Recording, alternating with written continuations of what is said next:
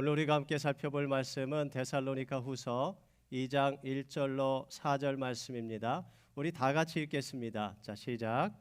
형제들아, 우리가 너희에게 구하는 것은 우리 주 예수 그리스도의 강림하심과 우리가 그 앞에 모임에 관하여 영으로나 또는 말로나 또는 우리에게서 받았다 하는 편지로나 주의 날이 이르렀다고 해서 쉽게 마음이 흔들리거나 두려워하거나 하지 말아야 한다는 것이라.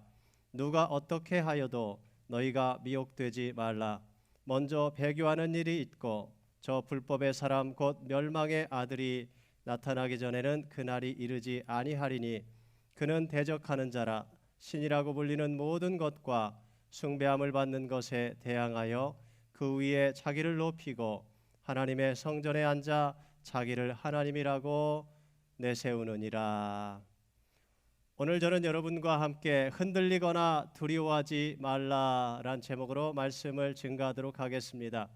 지난 주간에 목회자 협의회에서 영성 세미나를 해서 그 세미나를 들은 적이 있습니다. 강사 목사님께서 이런 말씀하시더라고요. 영성이라는 것은 말씀의 가르침을 따라서 성령의 능력으로 그리스도를 닮아가는 것이다. 정말 좋은 말씀이지요. 그런데 여러분, 말은 쉬운데 우리가 정말 이러한 영성을 키워간다는 것이 쉽지가 않습니다. 먼저 그리스도의 말씀에 순종한다는 것이 쉽지가 않고요. 성령의 능력으로 성령 충만함으로 정말 우리가 그리스도를 닮아가는 것 더더욱 그것은 쉽지가 않은 일이지요. 여러분, 그래서 하나님께서 우리의 삶 가운데 허락하시는 것이 있습니다. 그것은 바로 고난과 연단이라는 거예요.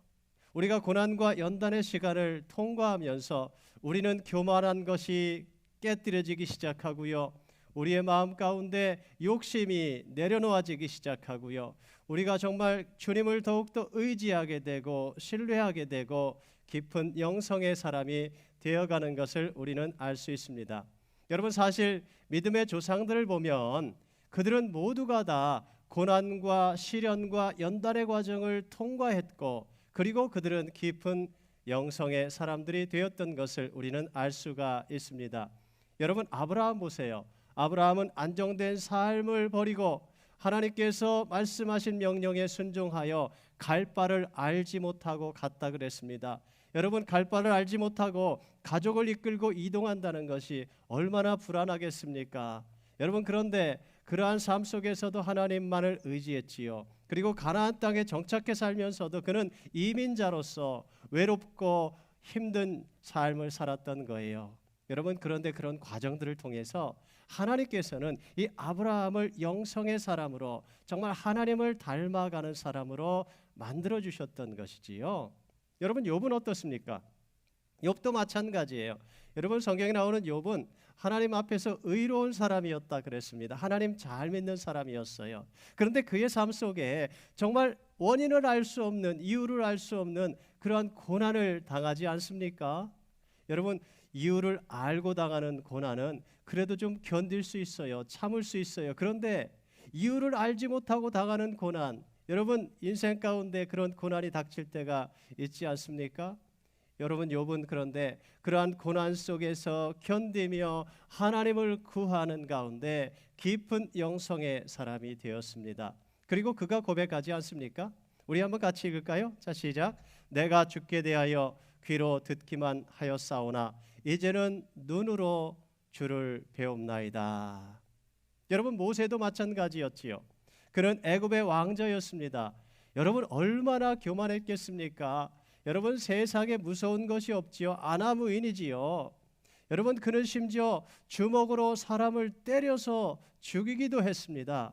여러분, 다른 사람을 손을 들어서 친다는 것은 그 사람의 인격을 깨뜨리는 것이지요. 그것은 그 사람을 창조하신 하나님을 무시하는 겁니다. 그랬던 이 모세가 여러분, 광야 가운데에서 40년 동안 도망자로서 양치기 생활을 하게 되지 않습니까? 여러분, 그것도 자기 양도 아니었어요. 처가살이 하면서 장인어른의 양을 40년 동안 돌봐야 했습니다. 그런데 그러한 고난과 연단의 시간을 통해서 하나님은 모세를 깊은 영성의 사람으로, 온유한 사람으로 만들어 주셨어요. 다윗은 어땠습니까? 그는 골리앗을 죽이고 이리악 스타가 되었습니다. 그는 사울 왕의 사위가 되었고요. 여러분, 군대 사령관이 되었습니다. 그의 인기는 하늘을 찌르는 것 같았어요. 여러분, 그런데 사울 왕의 시기를 받게 되었고 그는 하루아침에 그 모든 권력과 인기와 재산과 그가 누리고 있는 모든 것을 다 잃어버리고 말게 됩니다. 그는 그 후 13년간을 광야로, 들로, 동굴로 숨어 다니면서 정말 비참한 삶을 살아야 했어요. 고난의 삶, 연단의 삶을 살아야만 했습니다. 살기 위해서 미친 척하기도 했고요. 굴 속에서 사울의 똥냄새를 맡으면서 숨어 있어야 했기도 했지요. 그의 주변에는 불황자들, 파산자들, 실패자들 뿐이었습니다. 여러분, 그런데 그 13년의 도망자 생활을 통해서 하나님은 그를 겸손의 사람으로 만드셨어요. 하나님의 마음에 합한 사람으로 만드셨어요. 그리고 그를 들어서 여러분 많은 사람들을 포용하게 하셨고 결국은 이스라엘 전체를 포용하는 왕 삼아 주셨지 않습니까? 여러분, 성경에 나오는 모든 믿음의 선배들은 다 하나같이 이와 같은 고난의 시간들을 통과했어요. 그리고 그들은 깊은 영성의 사람이 되었습니다. 여러분, 저절로 영성 깊은 사람이 되지 않아요. 저절로 믿음 좋은 사람이 되지 않아요. 여러분, 똥냄새를 맡는 그러한 인생들을 여러분 이해하기 위해서 정말 그도 그 비참한 삶의 상황 속에 놓여져야만 하는 것이고요. 여러분, 저절로 실패자의 마음을 알게 되지 않아요. 저절로 하나님을 신뢰하게 되지가 않습니다. 우리는 저절로 하나님께 순종하게 되지가 않는 거예요. 위대한 믿음의 선배들은 다 그랬어요. 그래서 그들은 고난의 과정을 통과했고 연단의 과정들을 통과했던 것이지요. 그리고 하나님 앞에 헌신하여 쓰임받는 믿음의 종들이 되었습니다. 사랑하는 성도 여러분, 이것은 오늘 우리도 마찬가지예요. 예, 우리의 삶에도 고난이 있지요. 고통이 있지요. 요즘 팬데믹 때문에 모든 사람들이 다 어렵습니다. 여러분, 우리 가운데 어렵지 않은 사람은 한 사람도 없어요. 여러분, 모두가 다 이 어려운 가운데에서 어떻게 해야 하는 걸까요? 최근에 나온 책 중에 우린 조금 지쳤다라는 제목의 책이 있어요. 세브란스 병원 정신과 의사인 박종석 교수가 쓴 책인데요. 그가 그 책에서 이렇게 말합니다. 코로나19와 우울증 블루를 합친 코로나 블루라는 말이 유행이다. 그도 그럴 것이 집안에서 그리고 마스크 속에서 갇혀 지난 지가 벌써 9개월이 넘었다. 기업들은 도산을 하고 그리고 가게들은 문을 닫을 지경이고 청년들은 역대급 취업난을 겪고 있다. 코로나19는 사람들을 고립시키고 상대적 박탈감에 빠지게 만들었다. 코로나 시대가 만든 그늘과 우울로 우리 모두는 지칠 대로 지쳐 있다. 여러분, 그래요. 이것은 너나 할 거 없습니다. 모두가 힘들고 모두가 지쳐 있습니다. 사실은 저자는 이 책 제목을 우린 조금 지쳤다가 아니라 우린 많이 지쳤다라고 했어야 옳을 것만 같습니다. 여러분, 근데 그거 아세요? 여러분, 이런 상황 속에서도 하나님은 살아계신 하나님이십니다. 이런 상황 속에서도 하나님은 우리와 함께 하십니다. 하나님은 지금도 온 인류의 역사를 붙잡고 주관하고 계시는 하나님이시라는 거예요. 여러분, 하나님은요, 코로나 사태가 일어날 것도 미리 아셨고요. 그 가운데에서도 하나님은 일하시는 하나님이시지요. 여러분, 코로나 사태 가운데서도 하나님은 우리를 돌보시기를 멈추지 않으셨어요. 이 사태 속에서도 하나님은 우리를 사랑하는 것을 결코 멈추지 않으시는 하나님이십니다. 도대체 하나님, 왜 우리에게 이런 일이 일어나야 합니까? 질문할 수 있어요. 그러나 여러분, 제가 아는 것은, 저는 그것에 대한 답을 몰라. 그러나 제가 확실하게 아는 것, 그것은 이러한 과정들을 통해서 하나님은 우리의 믿음을 청금 같은 믿음으로 변화시켜 주실 거라는 거예요. 이런 연단의 과정을 통해서 하나님은 우리가 좀 더 하나님을 닮아가는, 그리고 인격적으로 성숙한 사람으로 만들어가고 계시다 하는 것입니다. 여러분, 욥이 고난 중에 깨달은 것이 바로 그거잖아요. 여러분 이렇게 고백하지 않습니까? 우리 한번 같이 읽습니다. 나의 가는 길을 오직 그가 아시나니 그가 나를 단련하신 후에는 내가 정금같이 나으리라. 그래요. 우리가 왜 이런 일을 겪어야 하는지, 우리가 앞으로 어떻게 될지 우리는 잘 알 수가 없습니다. 그러나 분명히 우리가 아는 것 한 가지, 그것은 우리의 믿음이 이전보다 더 성숙해질 거라는 거예요. 우리는 더 견고한 믿음의 사람들로 변화되어져 갈 것입니다. 여러분, 그렇다면 이러한 시대 속에서 우리는 과연 어떻게 살아야 하는 겁니까? 오늘 사도 바울은 데살로니가 교인들에게 이렇게 말합니다. 같이 읽습니다. 시작. 주의 날이 이르렀다고 해서 쉽게 마음이 흔들리거나 두려워하거나 하지 말아야 한다는 것이라.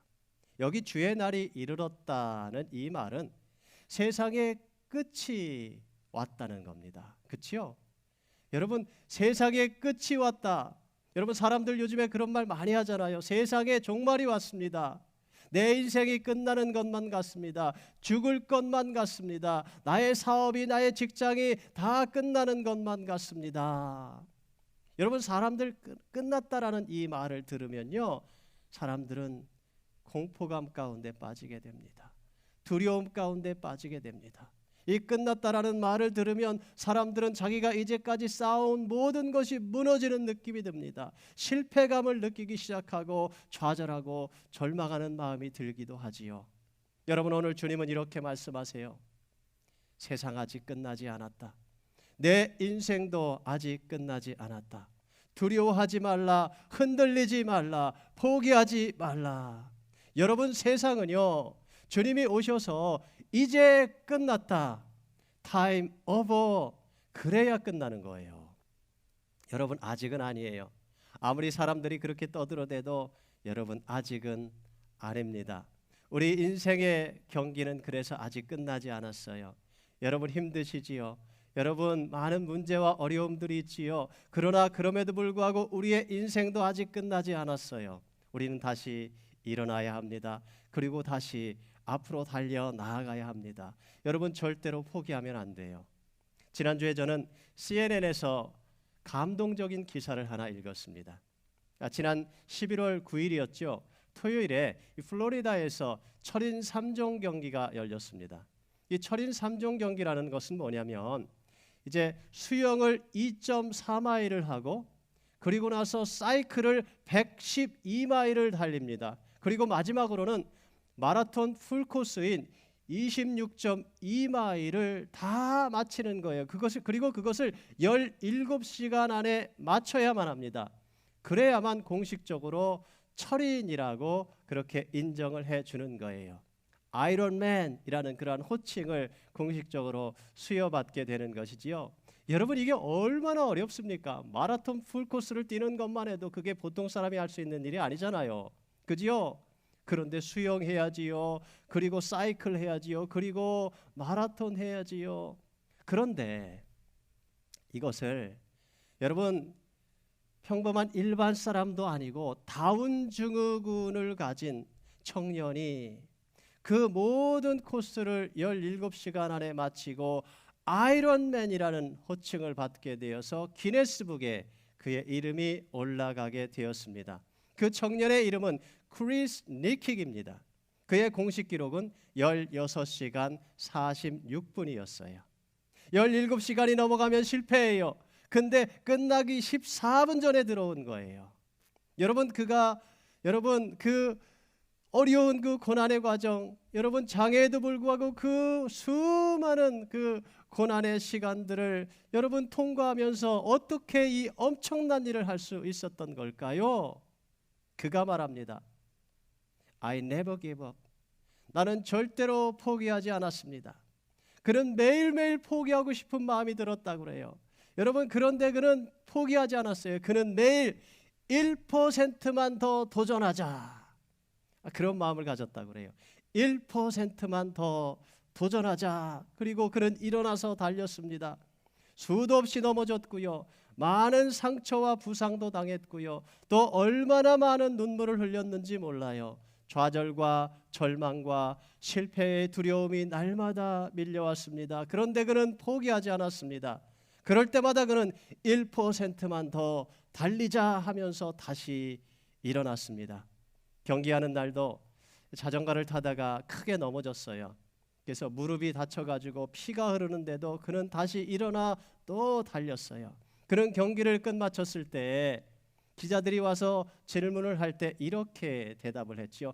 당신의 꿈이 무엇입니까? 라는 질문 가운데 I achieved my goal and now I want to help others like me. 저는 제 꿈을 이루었습니다. 저는 이제 저와 같은 장애를 가진 사람들을 돕고 싶습니다. 그렇게 대답했어요. 제가 이 크리스 선수의 기사를 읽고 이 인터뷰 영상을 보면서 큰 은혜를 받았습니다. 그리고 제가 많은 것을 배웠어요. 우리 한번 따라 하실까요? 포기하지 말자. 1%만 더 도전하자. 성공해서 남 도와주자. 여러분, 그래요. 우리 모두가 이 정신을 좀 배워야 합니다. 저는요, 이게 우리의 모든 생활에도 적용될 수 있다 생각해요. 아니, 우리의 믿음 생활에도 적용될 수 있다고 생각합니다. 여러분, 기도하고 말씀 읽는 것도 마찬가지예요. 여러분, 한꺼번에 성경을 다 읽으려 하지 마세요. 하루에 한 장씩 여러분 읽어 나가시기 바랍니다. 기도하는 것도 마찬가지. 여러분, 하루에 1분씩이라도 주님 앞에 나아가 무릎 꿇고 기도하십시오. 그리고 그 다음 주에는 2분 하고 말이죠. 그렇게 계속해서 늘려가다 보면 아마 1년 후, 2년 후가 되면 여러분은 기도의 대가가 되어 있을 것입니다. 여러분, 그런데 사람들이 왜 이게 잘 안 되는 걸까요? 다 알잖아요. 그렇죠? 이렇게 하면 된다는 거 우리는 모두가 다 알고 있습니다. 그런데도 우리는 왜 꾸준하게 하지를 못하는 겁니까? 왜 우리는 너무도 쉽게 흔들리고 우리는 너무도 쉽게 좌절하고 왜 포기하는 걸까요? 시끄러운 원숭이 잠재욱이라는 우화가 있습니다. 태국의 깊은 산 속에 원숭이들이 살고 있었어요. 여러분, 원숭이들이 얼마나 시끄러운지요. 그죠? 작은 일만 있어도 막 꾀꾀거리고 그리고 펄쩍펄쩍 뛰면서 난리를 치지 않습니까? 그런데 그 숲속에 수도원이 하나 있었는데 한 원숭이가 하루는 먹이를 찾아서 그 수도원에 갔습니다. 그러다가 수도사들이 하는 말을 우연히 엿듣게 됐어요. 한 사람이 이런 말을 합니다. 어떻게 해야 높은 영적 경지에 다다를 수 있습니까? 그러자 다른 사람이 이렇게 이야기를 하지요. 내 마음속에 있는 시끄러운 원숭이를 잠재워야 한다. 그런데 그 말을 들은 원숭이가 굉장히 자존심이 상했어요. 그래가지고 자기 무리에게 돌아가서 대장 원숭이에게 자기가 들은 말을 다 이야기를 해준 겁니다. 그러자 대장 원숭이가 회의를 소집했어요. 이거 우리가 인간에게 본이 되어야 되는데 이거 본이 안 된다. 이거 원숭이 체면이 말이 아니다. 우리도 좀 할 수 있다는 것을 보여주자. 그래서 원숭이들이 다 같이 수양회를 갖기로 했습니다. 다들 나무에 앉아서 조용히 기도를 하는데 한 원숭이가 갑자기 말합니다. 여러분, 미안한데 내가 기도를 하려고 그러는데 아랫마을에 바나나가 아주 잘 익었는데 그 생각 때문에 도대체 내가 기도에 집중할 수가 없다. 그러자 다른 원숭이들이 팔짝팔짝 뛰며 꾀꾀거리면서 맞다고 그러며 맞장구를 칩니다. 그러자 대장 원숭이가 다시 회의를 소집했어요. 회의 결과 그 바나나 밭에 가서 그 바나나를 다 따다 놓고 그리고 기도하자, 그렇게 결정을 했습니다. 바나나를 다 따다 놓고 그들이 다시 기도하기 시작했습니다. 그런데 한 원숭이가 갑자기 또 이야기를 합니다. 아니, 저 바나나를 좀 다 까놓고 우리가 기도를 하면 좋을 텐데 하는 생각 때문에 도대체 집중할 수가 없습니다. 그러자 다른 원숭이들도 꾀꾀거리면서 팔짝팔짝 뛰며 맞다고 맞장구를 칩니다. 대장 원숭이가 회의를 소집해서 또 그렇게 하기로 결정을 했어요. 바나나를 다 까놓고 이제 다시 기도에 집중을 하기 시작하는데 다른 원숭이가 또 다시 이야기를 합니다. 아, 내가 기도를 하려고 그러는데 도대체 저 까놓은 저 바나나가 저대로 놔두면 다 상할 텐데 하는 마음 때문에 기도에 집중할 수가 없다. 그러니 저 바나나를 다 먹고 기도하면 어떻겠느냐. 그러자 다른 원숭이들도 다 나도 그래서 생각했다고 맞다 그러면서 박수를 치면서 팔짝팔짝 뛰며 꾀꾀거립니다. 대장 원숭이가 회의를 열어서 그렇게 하기로 결정을 했어요. 그래서 바나나를 다 먹었습니다. 그리고 그들은 꾀꾀거리면서 다 자기 집으로 돌아갔다고 합니다. 여러분, 이 우화가 가르쳐주는 교훈이 있다고 저는 생각해요. 여러분, 이게 원숭이만 그런 게 아니라는 거예요. 우리도 똑같습니다. 우리 안에는 다 원숭이가 살고 있습니다. 도대체 지긋한 게 없어요. 인내하지를 못하지요. 꾸준하게 무엇을 하지를 잘 못해요. 잠시 가만히 앉아있지를 못하지요. 말씀을 좀 읽으려고 그러면 생각이 많아져요. 기도 가운데 좀 깊이 들어가려고 그러면 걸리는 게 많아요. 정말 주님을 위해서 좀 더 헌신하며 열심히 주님을 좀 믿어보려고 그러면 방해거리들이 얼마나 많이 생기는지요. 우리는 너무도 쉽게 흔들리고, 우리는 너무도 유혹에 쉽게 넘어가고, 우리는 너무도 쉽게 포기하고, 너무도 쉽게 다른 사람을 원망하고 불평하기도 합니다. 여러분, 근데요, 이것은 너나 할 거 없어요. 여러분, 인간이 원래 그래요. 우리가 다 그렇습니다. 여러분, 도대체 어떻게 해야 할까요? 그렇다고 우리가 정말 원숭이들처럼 살 수는 없지 않습니까? 그래서 사도 바울은 오늘 이렇게 이야기하는 거예요. 우리 같이 한번 읽읍시다. 자, 시작. 쉽게 마음이 흔들리거나 두려워하거나 하지 말아야 한다. 누가 어떻게 하여도 너희가 미혹되지 말라. 그렇다면 우리는 어떻게 마음이 흔들리지 않고 굳건하게 지켜낼 수 있을까요? 바울은 오늘 말씀의 결론 부분에서 이렇게 말하지요. 그러므로 형제들아, 굳건하게 서서 말로나 우리의 편지로 가르침을 받은 전통을 지키라. 영어 성경에 보니까 Stand firm and hold fast to the teachings we passed on to you. 그랬어요. Stand firm, 견고하게 서라. Hold fast, 굳게 붙잡아라. 여러분, 이 말을 들으시니까 뭐가 생각나세요? 씨름 선수가 생각나지 않으십니까? 그래요. 여러분, 이 말은 씨름 선수들의 용어예요. Stand firm. 두 발을 모래사장에 디디고 여러분 견고하게 서 있어야 합니다. 그리고 두 손으로 삿발을 잡고 굳게 붙잡아야 되는 거예요. 그래야 쉽게 균형을 잃지 않을 수 있고요. 쉽게 넘어가지 않을 수가 있는 거예요. 여러분, 근데 이것은 영적으로도 똑같습니다. 여러분, 우리가 무엇을 굳게 붙잡아야 되는 걸까요? 여러분, 우리가 어디에 견고하게 서 있어야만 하는 걸까요? 그렇습니다. 바로 하나님의 말씀이에요. 말씀 위에 견고하게 서라. 말씀을 굳게 붙잡아라. 사도 바울은 오늘 그렇게 가르쳐주고 있습니다. 그래요. 다른 거 붙잡으면 인생 흔들릴 수밖에 없어요. 여러분, 세상 붙잡으면 세상 흔들릴 때 여러분 인생도 같이 흔들리는 거예요. 사람 붙잡고 사람 의지하면 그 사람 흔들릴 때 내 인생도 송두리째 흔들리는 거고요. 재물을 의지하는 사람 마찬가지, 세상 권력 의지하는 사람 다 마찬가지예요. 여러분, 그런 인생은 흔들리다가 요동하다가 여러분 그렇게 멸망에 갈 수밖에 없는 거예요. 우리가 붙잡고 의지해야 할 분은 오직 예수님 한 분뿐이십니다. 하나님의 진리의 말씀을 붙잡아야 돼요. 말씀을 붙잡고 말씀 위에 서 있는 사람은요, 세상이 아무리 우리를 흔들려고 해도 우리를 결코 넘어뜨릴 수가 없는 거예요. 아무리 환난 풍파가 몰아쳐온다 그래도 여러분 우리를 완전히 쓰러뜨리지 못하는 거예요. 여러분, 마귀 사단이 아무리 우리를 공격해 와도 우리의 믿음을 결코 꺾을 수가 없는 거예요.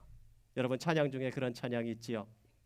세상 흔들리고 사람들은 변하여도 나는 주를 섬기리. 주님의 사랑은 영원히 변하지 않네. 나는 주를 신뢰해 오직 믿음으로 말미암아 살리라. 오직 의인은 믿음으로 말미암아 살리라. 아멘. 사랑하는 성도 여러분, 이 찬양의 고백이 오늘 저와 여러분의 고백이 되실 수 있기를 바랍니다. 그래서 사정없이 흔들리는 이 세상 속에서도 믿음으로 참된 승리를 경험하며 살게 되시기를 바랍니다. 자, 마지막으로 우리가 흔들리지 않고 두려워하지 않기 위해서는 어떻게 해야 할까요? 우리 같이 읽을까요? 자, 시작. 모든 일에 감사하라. 아멘. 저는요, 사람들이 흔들리고 불안해하고 두려워하는 이유는 그들의 입술에, 그들의 마음에 감사가 없기 때문이라 생각합니다. 여러분, 감사하는 사람은요, 흔들리지 않습니다. 여러분, 감사하지 못하기 때문에 자꾸만 흔들리는 것이고, 감사하지 못하기 때문에 불안한 거고요, 감사하지 못하기 때문에 두려워하는 거예요. 여러분, 우리가 감사하기 시작하면 주님께서 우리를 붙잡아 주시는 거예요. 여러분, 감사하기 시작하면 우리의 마음이 평강이 찾아오고요, 감사의 마음은 우리를 격려해 주고 용기를 주는 거예요. 감사하는 사람은 그래서 절대로 두려워하지 않습니다. 여러분, 감사하면서 두려워하는 사람을 보셨습니까? 여러분, 감사하면서 불안해하는 사람을 보셨습니까? 아니요, 그런 건 없어요. 여러분, 그래서 감사하는 사람은 결코 포기하지 않습니다. 바울은 빌립보 성도들에게 그렇게 말하지 않습니까? 아무것도 염려하지 말고 다만 모든 일에 기도와 간구로 너희 구할 것을 감사함으로 하나님께 아리라.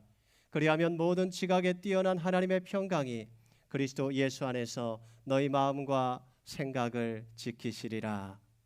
아무것도 염려하지 말래요. 감사 기도로 하나님께 아뢰라. 그러면 하나님께서 너희의 마음과 생각을 지켜주시겠다 약속하고 계십니다. 우리가 하나님 앞에 이렇게 기도하면 하나님께서 우리의 모든 문제를 다 해결해 주시겠다 그러면 더 좋을 것 같지 않습니까? 여러분, 그런데요, 제가 이 말씀을 한 주간 동안 묵상하다가 제가 깨달은 게 있어요. 우리의 마음을 지켜주시고 생각을 지켜주시는 게 훨씬 더 귀한 거구나 제가 깨달았어요. 여러분, 성경에 그런 말씀 나오지 않습니까? 그 무엇보다도 내 마음을 지키라. 내 마음에서 생명의 샘이 흘러나오기 때문이다. 생명의 샘이 흘러나오는 우리의 마음을 지키는 것이 우리의 인생을 지키는 거예요. 우리의 생명을 지키는 거예요. 여러분, 이것보다 더 소중한 것이 어디 있습니까? 여러분, 어떻게 우리가 우리의 마음을 지킬 수 있다고요? 모든 일에 감사하라. 여러분, 이 감사기도라는 이 말은 헬라어 원어로 유카리스테오라 그러는데요. 이 유카리스테오라는 이 헬라어를 가만히 묵상해 보면 이 안에는 크라이스트라는 말이 담겨 있고요. 그리고 그 안에는 은혜, 카리스라는 그 말이 담겨 있습니다. 여러분, 이 유라는 말은 좋은, 선한 그런 의미를 가지고 있어요. 그러니까 감사 기도를 드린다는 것은 좋으신, 선하신 하나님의 은혜를 내 삶에 초청하는 거예요. 여러분, 그래서 우리가 하나님 앞에 감사하기 시작할 때, 감사기도 드리기 시작하면 하나님의 은혜가 우리의 심령 가운데 고이기 시작하는 것이고요, 우리가 감사하기 시작하면 감사가 우리의 삶에 부어지기 시작하는 거예요. 얼마나 놀라운 감사의 비결인지요. 그런데 반대도 마찬가지. 여러분 불평하기 시작해 보세요. 여러분, 불평이 더 생겨납니다. 원망하기 시작해 보세요. 여러분, 원망이 더 생겨나는 것을 우리는 알 수 있습니다. 여러분의 인생이 감사가 넘치는 그러한 인생이 되기를 원하십니까? 여러분, 날마다 감사하십시오. 범사에 감사하십시오. 모든 일 가운데 여러분 감사하세요. 자꾸만 감사하세요. 고난이 있습니까? 감사해 보십시오. 누군가 여러분을 핍박하십니까? 그 사람을 인하여 감사하세요. 여러분, 그러면 참 놀라운 것이 뭐냐면 우리의 심령 가운데 은혜가 넘쳐납니다. 하나님께서 우리의 삶에 기쁨을 회복시켜 주십니다. 다음 주가 추수감사주일이에요. 여러분, 이런 때 감사를 회복해야지요. 그렇죠? 예, 여러분, 감사의 마음을 주님께 표하실 수 있기를 바랍니다. 여러분, 강대상 앞에 각 목장별로 감사 과일 바구니도 좀 준비해서 이렇게 놓았으면 좋겠어요. 여러분, 각자 가정별로, 개인별로 감사의 예물을 준비하여 정성껏 하나님 앞에 드리실 수 있기를 바랍니다. 아니, 이런 때뿐만 아니라 여러분 삶 속에서 항상 감사하는 연습을 하십시오. 훈련을 하십시오. 그럴 때 여러분의 삶 속에 감사가 충만하게 흘러넘치게 될 줄로 믿습니다. 그런 복된 인생이 되시기를 바랍니다. 말씀 마칠 거예요. 여러분, 우리가 말씀에 굳게 서 있고 말씀을 굳게 붙잡을 때 우리가 모든 일 가운데 하나님께 감사할 때 우리는 흔들리지 않을 수 있습니다. 두려워하지 않을 수 있습니다. 여러분, 성경은 이렇게 우리에게 약속하고 있지 않습니까? 우리 같이 읽을까요? 자, 시작. 주님께서는 신실하신 분이시므로 여러분을 굳세게 하시고 악한 자에게서 지켜주십니다. 할렐루야. 주님이 우리를 지켜주신대요. 주님이 우리를 붙잡아 주신대요. 주님이 우리를 보호해 주시겠답니다. 주님이 우리를 굳세게 해 주시겠답니다. 주님이 우리를 책임져 주시겠다 약속하십니다. 여러분, 그러면 세상이 우리를 아무리 흔들어대도 상관없어요. 사람들이 우리를 아무리 흔들어대도 여러분 상관없습니다. 주님이 지켜주시고 붙잡아 주시면 반드시 승리하게 될 줄로 믿습니다. 저는 여러분 모두가, 여러분의 가정이 날마다 이 신실하신 주님을 붙잡고 승리하는 삶을 살아가게 되시기를 주님의 이름으로 간절히 축원드립니다. 아멘. 기도하시겠습니다. 살아계신 하나님, 세상은 날로 흔들리고 사람들은 변하고, 그래서 우리의 마음도 사정없이 흔들리기도 하고 때로는 좌절하기도 하고 절망하기도 하고 두려워하기도 합니다. 오 하나님 아버지, 그러나 오늘 사도 바울은 데살로니가 성도들에게 세상 아직 끝나지 않았다, 그러한 끝났다라는 말들을 사람들이 할 때 두려워하거나 흔들리지 말라라고 우리에게 강력하게 말씀하고 있습니다. 하나님, 저희들이 주님만을 신뢰합니다. 주님만을 의지합니다. 하나님, 말씀에 우리의 발을 굳게 딛고 서서 하나님의 말씀을 우리의 양손으로 굳게 붙잡고 우리의 마음에 새겨넣고 하나님 아버지, 저희가 다시 일어나 앞으로 나아갑니다. 한 걸음씩 한 걸음씩 나아갑니다. 오늘도 1%만 우리가 더 주님 앞에 나아가는 훈련을 합니다. 오 하나님 아버지, 저희를 붙잡아 주시옵소서. 하나님, 모든 상황 속에서 우리가 하나님 앞에 감사합니다. 하나님, 감사로 하나님 우리의 삶에 은혜가 흘러넘치게 하여 주시고 선하신 그 하나님의 은혜가 하나님 우리의 가정 가운데 충만하게 흘러넘치는, 우리 교회 가운데 충만하게 흘러넘치는 귀한 역사가 있게 하여 주시옵소서. 그래서 날마다 하나님 주시는 능력으로 세상을 이기고 승리하는 주의 백성들이 다 되게 하여 주시옵소서. 살아계신 능력의 우리 구주 예수 그리스도 이름으로 간절히 기도하옵나이다. 아멘.